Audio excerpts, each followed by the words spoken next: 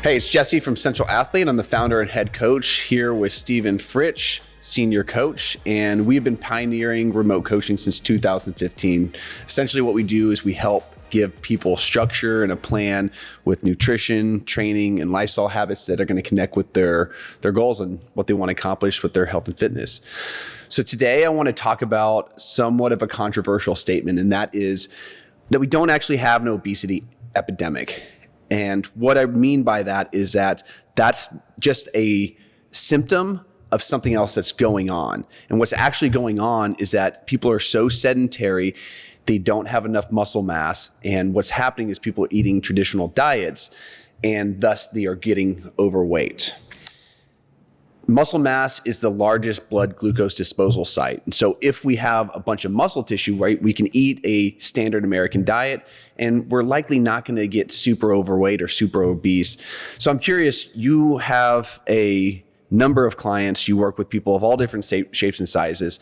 And I know that you use resistance training as one of the primary vehicles to get people in better shape. I'm curious what your thoughts are on that statement and why you are a bit more biased towards resistance training versus conditioning or other forms of exercise.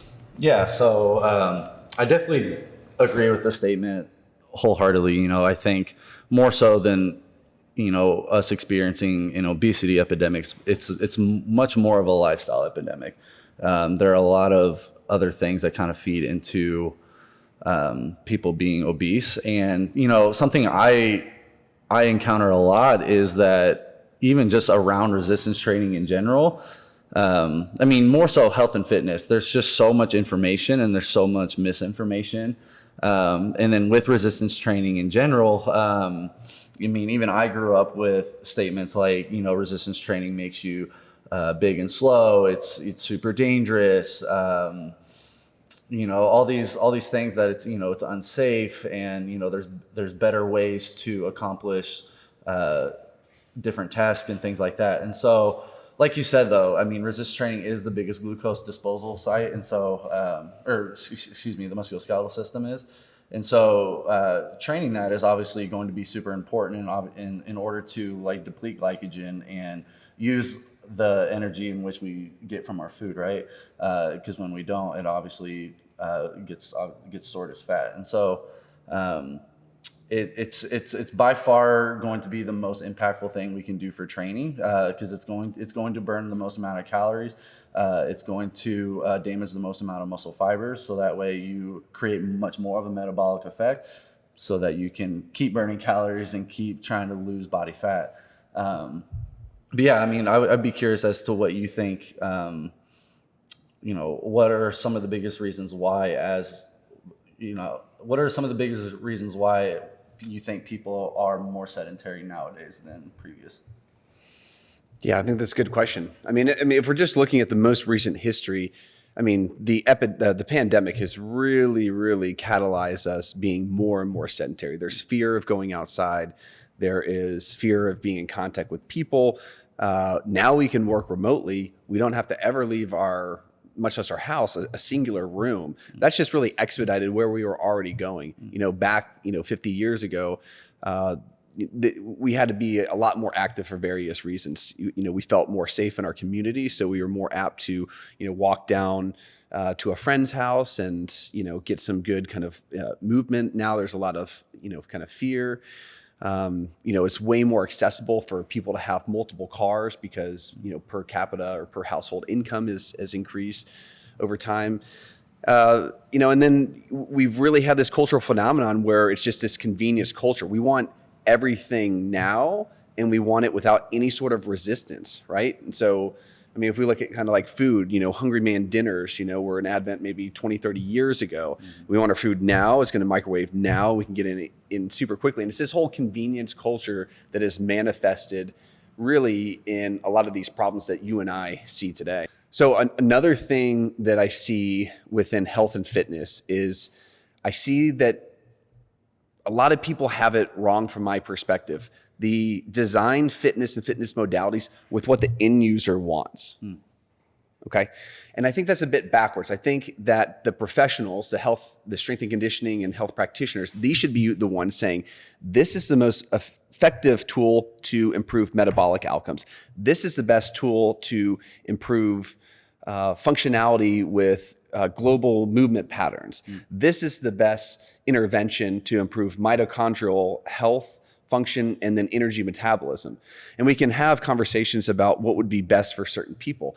There's a lot of kind of just entertainment in the fitness industry. So it's like, we're going to keep you moving. We're going to keep it varied. We're going to have awesome music. I've been to some like actually really good like spin studios, but it's like, it's a freaking production. Like, they have their playlist, they have their lights, they have their outfits. And that's good, but where I feel like they're missing it is that if you look at what constitutes a human being, we know what breaks up a human being's metabolism. And the primary aspect of a human being's metabolism is what's considered their basal metabolic rate. Which is essentially how much muscle tissue they have. And it's very intuitive, right? If you're 7 foot tall, you're gonna have likely more muscle than the person who's 4'11", okay? And so the person who's 7 foot tall is gonna burn more energy. He's gonna require more fuel to do that.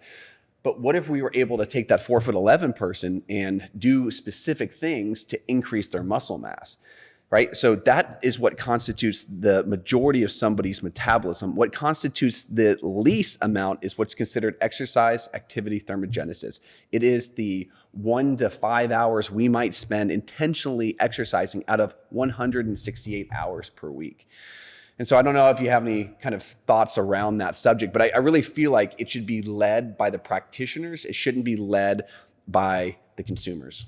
Yeah, I agree. I feel like there's a lot of different gyms and different models of fitness that really do the industry a disservice, because they are trying to accomplish just that, like what looks the best on Instagram, who do we have that, looks good with their shirt off and moves really well and can promote whatever the hell we're trying to sell, right?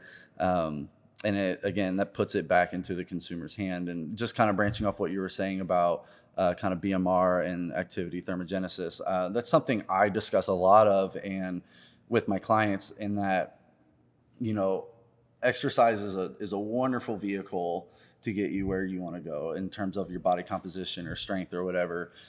Nutrition is also probably a more powerful vehicle to get you where you want to go, right?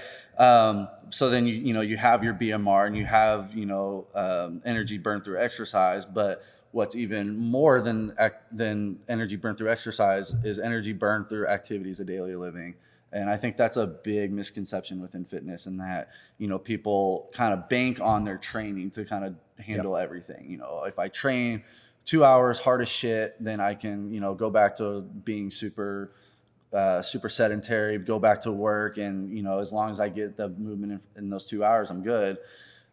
To an extent, they're right? Like 2 hours of movement's better than not, right? But non-exercise activity thermogenesis is always going to be way more energy expended than just exercise. So it's absolutely more. It's walking around more. It's getting outside more. It's doing things.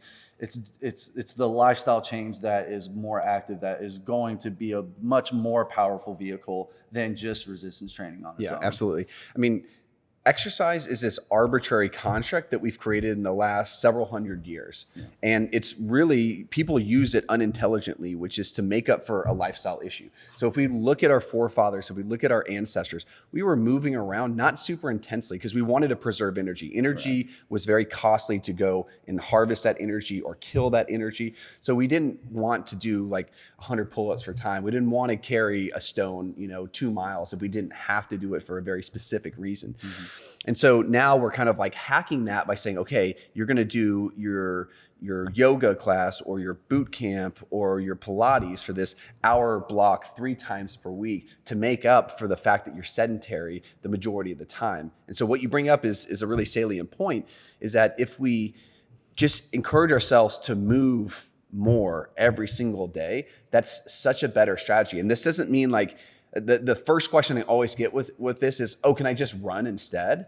And I'm like, yeah, man, twist my arm. Yeah. Like, yes, you can run theoretically, that would work. But how much, for you specifically, how much resistance would you face psychologically if I say, hey, go out for a 3-mile run? It doesn't have to be fast or anything like that. A ton. Versus go for a 3-mile walk in the woods with your girlfriend. A ton. Yeah. A ton of psychological resistance. And so if we think about it, like for me, consistency is measured not days, not in weeks, not in months, not even in years, really in decades for me. And so if we're talking about this running strategy that people have, can you run every single day for the next decade?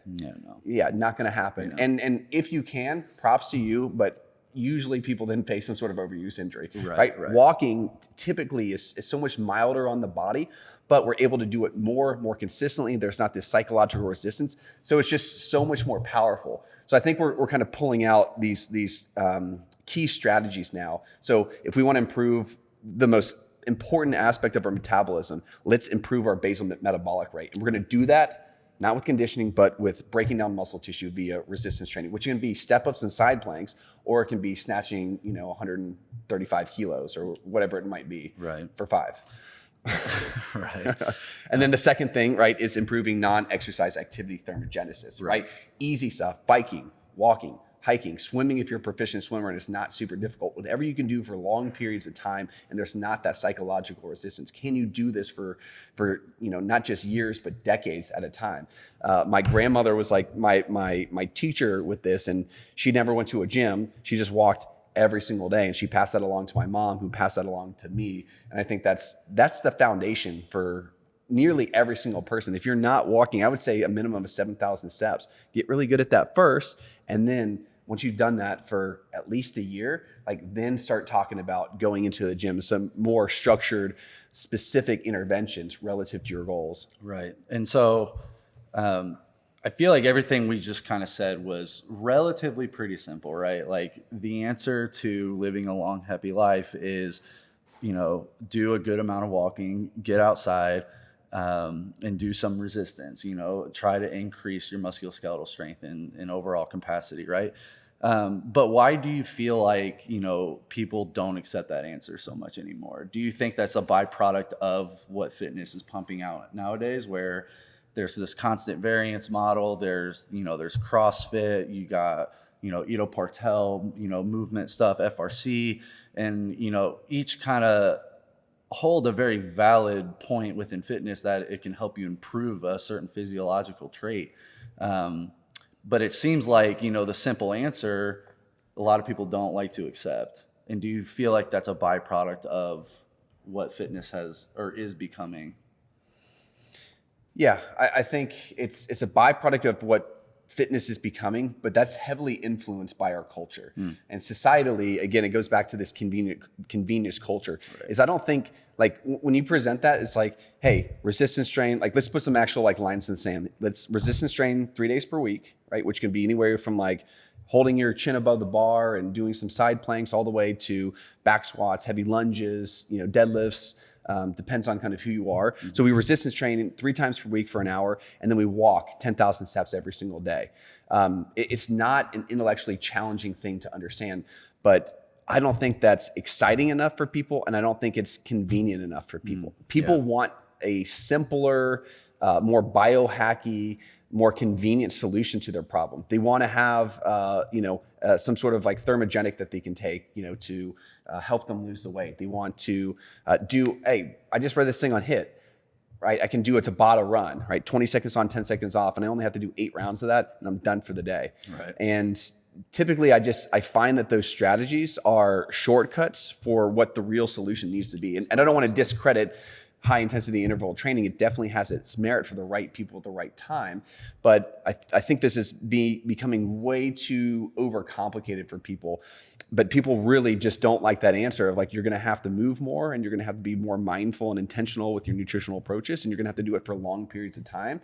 And we really are the sum total of all of our behaviors added up in aggregate. Right. So it all just kind of comes back full circle in that, it's more of this lifestyle epidemic. People don't want to get out of the comfort of their current routine. They want to just try to hack it and not change anything, but still expect a different result in some way. Yeah, I mean, absolutely. It's a lifestyle epidemic, or even it's a we're locked into the wrong mindset epidemic. A lot of us are in this mindset of how much can I get away with before it bites me in the ass. Males, it's 50 years old. They walk into our office and they've got low T, they've got musculoskeletal complaints. They've probably had, a discectomy or part of their meniscus. They've had some sort of surgical intervention. And females is about 40 years old. They're dealing with some sort of thyroid issue, or they've dealt with endometriosis or fertility issues before in the past, versus how can we optimize our life and how can we live a purpose-driven life? So yeah, I feel like everything, especially in this last conversation, talking about the underlying issue of not aligned lifestyle and nutrition and training is kind of literally why Central Athlete exists. It's why Jesse created this model a couple of years ago. Is he understood back then, it's not about the training. It's not just about the nutrition. It's about all the other shit that goes on in the day. Like I tell people all the time, we train 1 to 2 hours a day. So, anywhere from, 5 to 10 hours a week, maybe, but then you're spending 40, 60 hours a week working, and then however much, and you have to eat, 3 meals a day or whatever. You have to take time to prep those things. And all those take more time than training. Right. Yep. And so Jesse recognized this a long time ago and created this gym model specifically for those reasons. We feel like the health industry is doing a disservice in a lot of ways by not addressing a lot of these other lifestyle issues, like walking, like getting sunlight, like connecting to the earth, like connecting with your partner. Like nobody else is really taking note of those things and then applying it to a bigger prescription with exercise and nutrition involved. And so, just whatever you want to add to that. No, I think that's a really good point. And, with specifically the fitness industry, one of the really compelling things that made me question what I was doing is I recognized early on, I want to be doing this, be in the health and fitness industry for a long, long period of time. I arguably want to do this for the rest of my life in some way, shape, or form. And so when I was doing group classes and personal training, what is personal training? Personal training. Yep. But most people come to me and they wanted to see their abs. They wanted to have better muscle tonality. Well, nutrition is the best way to do that. But I had an hour to train them and I had no mechanism of being able to have a conversation with them. And so the biggest thing that's lacking within the health and fitness industry is the ability to have consultations. Yeah.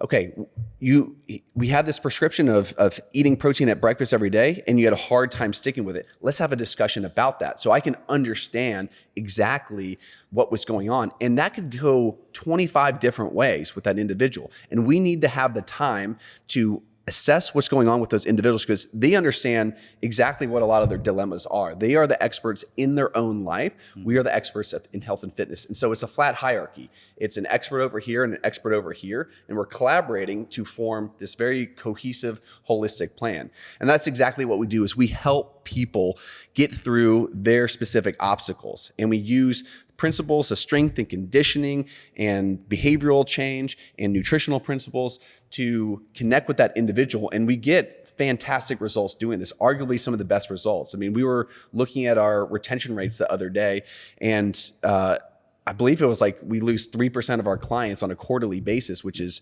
who knows what the industry standards are, but I would say that's pretty damn solid. The people who start working with us, they work with us for long periods of time, and arguably we are their last fitness or health practitioner, fitness coach or health practitioner that they're ever going to work with. Yeah, and just kind of branching off that, I think I do tell people a lot that especially on site, the most client facing thing we do is on site training. That's where we have 4 coaches on staff and we're training clients on the floor, and that's something that happens every single day, right? So that's a very frequent client facing service. I think the industry as a whole wants people to come to where they're at, meaning they want the individual to eat their way, they want the individual to train their way, they want the individual to meet them where they are. But we do the exact opposite, and we meet the individual where they are. And I think by far that's what sets us apart, in that we don't expect clients to come in with a prerequisite strength or prerequisite aerobic capacity or just prerequisite patterns in general. We meet you where you are, then we systematically build prescriptions and habits along the way to, again, systematically move you to where you want to go. And that doesn't happen without great consultations. Yeah. And the final thing on that part of systematic things that we're doing is, I was guilty of this myself when I was a part of group class training, but specifically personal training. I normally made the habit and made the time to program ahead of time. It was something that I felt like had to happen. Mm-hmm. And when you do that, you're able to develop not just like what you're going to do for that day, but for that week, for that month. And you're able to design phases of training that all connect with each other. And if you don't take the time to sit down and have some sort of cohesive plan, you're not able to do that on the fly. Now, you can have a really great workout, but you're stuck in this mindset of exercising people, which is like, I'm just burning the calories that Jimmy ate with his cheesecake last night, right. And having a novel stimulus for them, versus something that's progressive, it's systematic, and builds lifelong strength or great habits. And so that part is extremely important, is actually having a coach. So if you're ever looking for a coach, you want a coach who will sit down, assess you, and build a strategic plan based upon what you want to accomplish, your specific assessments. And then I would challenge to ask that coach, what is the long-term plan? Mm-hmm. What are the priorities that you glean from my assessment?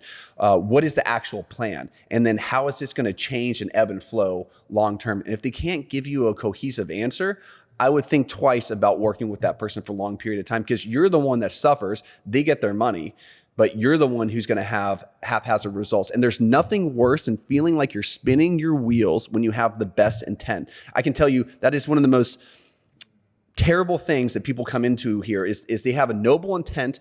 They've been working out for years. They feel like they're doing all the right things, but they don't feel like they're improving. Mm-hmm. And nothing else is more frustrating than that specific thing right there. And that's something I really think that it's on the health and fitness practitioners to change that, because we know we can do better. It's just us spending a bit more time on the front end to provide better deliverables and a better experience for those end users. I agree. Yeah. So if this resonated with you at all, you can go to centralathlete.com and just click free strategy session. Myself or one of our coaches are going to hop on and have a consultation with you and really try to understand what your obstacle is and how we might provide some sort of value for you.